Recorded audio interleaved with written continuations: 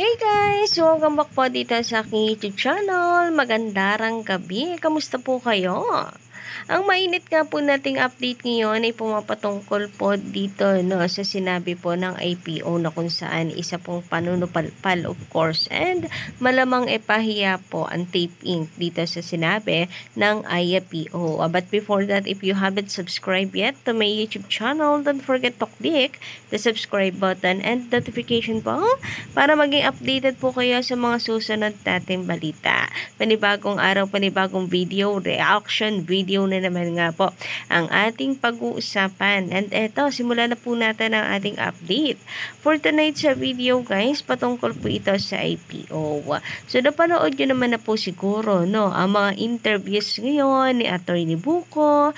Trending na trending po kasi yan sa social media ngayon. Talagang mainit pong pinag-uusapan ang TVJ. After Katniel, TVJ naman guys ang trending ngayon at ginising po ang Pilipinas dahil IPO na mismo ang nagkansela po ng registration ng Tape Inc. Isa lamang po ibig sabihin yan, kahit po kare-registered lamang nila ulit or kakarenew lamang, baliwala lang din dahil napabasura or na-cancel na po siya ngayon. Kasi napatunayan po ng TVJ na sila ang tunay na Itbulaga or tunay na nagmamay-ari ng Itbulaga. Masayang-masaya nga po actually ang TVJ. Maagang pamaskong araw po ito ayon sa kwento ni Atty. Buko. So yan po ang reaksyon and damdamin ng TVJ. And for sure po niyan si Henyo Master umiiyak yan ngayon kasama ang kanyang pamilya. Ano ba yan? Ba't pati ako naiiyak? Nabanggit ko lang si Henyo Master, parang naluluha ako. Anyway, ini-imagine ko lamang guys kung ano po ang eksena nila ngayon. Malamang po niya nagdasal ang TVJ, nagpasalamat. Si Henyo Master ay kasama ang kanyang pamilya, kinocongratulate siya at ang buong Legit Fabricants or E80 team. So, hoping na hindi na lamang po ang nasa TV5, kundi kasama na nito ang asawa niya, ang si Bulaga. Anyway, kamusta guys? Nabibilisan na naman po ba kayo sa atin pong pananalita? Naku, wag po kayo mag-alala. Good news yan. Isa lang ibig sabihin yan, okay na po tayo. Well, ngayon naman, since trending nga ngayon sa social media ang tungkol sa IPO, TVJ, sa Tape Inc., sa titulong Itbulaga, narito nga pong ibinahagi ni Atty. Buko na kung saan hinighlight po niya sa kanyang interview na napakaganda daw talaga ng sinabi ng IPO din na kung saan ay hindi raw po paunahan ang trademark. Yes guys, hindi paunahan. Hindi porke ikaw ang unang nagpa-registered ay ikaw na ang tunay na may-ari. So ang tunay na may karapatan pa rin sa trademark kahit ito ay rehistrado ay yung tunay na may-ari pa din. So mabuti na lamang po talaga ang TVJ ay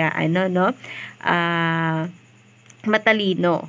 Kumbaga napakagaling po kasi na diskarte rin ng TVJ or ng attorney po ng TVJ. Kaya hindi rin nakapagtataka na talagang na ipanalo po nila ito. And we're hoping po sa mga susunod ay good news po ulit ang atin pong mababalitaan. So, ayan. Nasaan na po yung mga bashers? Charis. Wala pong wala pong space sa mga bashers sa atin pong channel ngayon. Dahil ayoko masira yung mood natin. Legit Fabricants, grabe, napakaganda pa naman ng balita po natin na panalo po ang TVJ. And pwedeng gamitin na rin ng TVJ since sabi ng IPO sila ang tunay na Itbulaga dahil sila nakapagpatunay kung papaano sila nauwi sa pagbuo ng titulong Itbulaga. Napakaganda nun guys, napakaganda at muli pong briningan nitong si Atty. Buko yung sinabi ng IPO. Malamang malaking masupalpal po yan sa taping kasi syempre, di ba, pinagmamalaki nila or should I say, lalo na ng mga panatiko ng Pro Tape, ay ng tape, yung mga Pro Tape guys, na kung saan, sino bang naka-registered, 'di ba ang Tape Inc. Sino ba ang may gamit ng titulong Itbulaga ngayon? Di daw po ba ay ang Tape Inc.? Sino daw po ang pinapanigan ng IPO since ni-renew ng IPO ang registration ng trademark ng Itbulaga ng Tape Inc. Pero sorry na lamang sila ngayon dahil yung ipinagmamalaki po nilang yan noon ay baliwala na ngayon. Dahil sa IPO na ang nagkansela mismo ng registration ng trademark ng Tape Inc. na Itbulaga. So ang may karapatan ng gumamit ay ang TVJ dahil sila ang nakapagpatunay na sila ang tunay na Itbulaga. Good job and congratulations sa Attorney Buko, TVJ, and sa buong legit Adabricans. Lalong higit sa atin po dahil syempre malaki rin pong impact no, yung atin pong moral support sa TVJ. So ano yon? Nasampal po sila ng IPO, nasampal ng Tape Inc. na hindi porket kayo ang naunang makapagparehistro ay kayo na ang bulaga. Kayo na ang Itbulaga. So ang may karapatan pa din ay ang totoong may-ari at gumawa ng titulo pong ito. Take note guys, ginawa po nila ito, sabihin naman po nila, talaga namang taping kami gamit dahil empleyado sila, so kahit anong gawin ng mga ito ay tape pa rin ang may-ari. No, hindi empleyado ha, ulitin po natin at paulit-ulitin natin na hindi empleyado ng Tape Inc. ang TVJ dahil wala po silang contract. Therefore, ginawa po ito ni Henyo Master hindi para sa tape. Ginawa niya ito dahil yun yung gusto niyang titulo ng noontime show. So, siya ang may-ari po nito. Samantala, sabi po dito ni Pinoy Happy Network, okay talaga kapag isang attorney ang nagpaliwanag, makakaramdam ka ng total. Ano ba na may Bisaya tayo? Total assurance.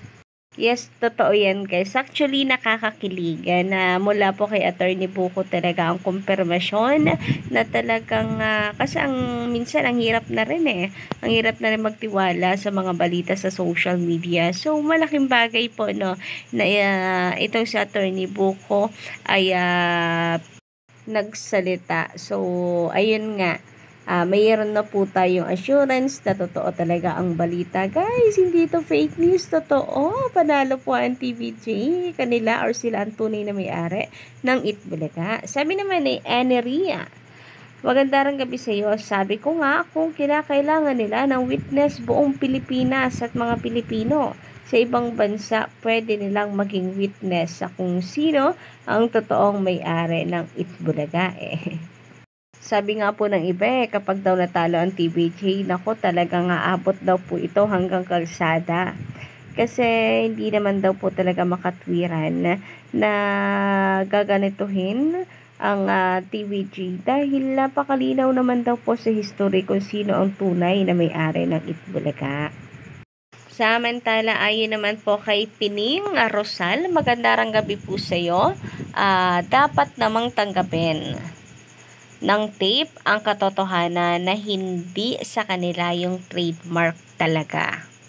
Kahiya naman, pag nagpumilit pa sila, wala, wag po kayong pakasiguro, pag po kayo masyadong pakasiguro, dahil malamang talaga magpipilit pa rin po ang mga yan.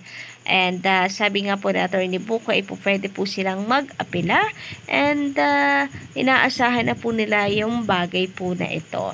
Kaya inaasahan nila na gagamitin pa rin nila ang titulong Itbulaga. Sabi pa dito, wala ba silang sariling bait? Wala bang ibang pwede silang gawin? At ayaw nilang ibigay sa may-ari? Mahiya naman na sila. So actually guys, meron nagsasabi baka kapag pinalitan nila Chisa Gadli na daw ang titulo.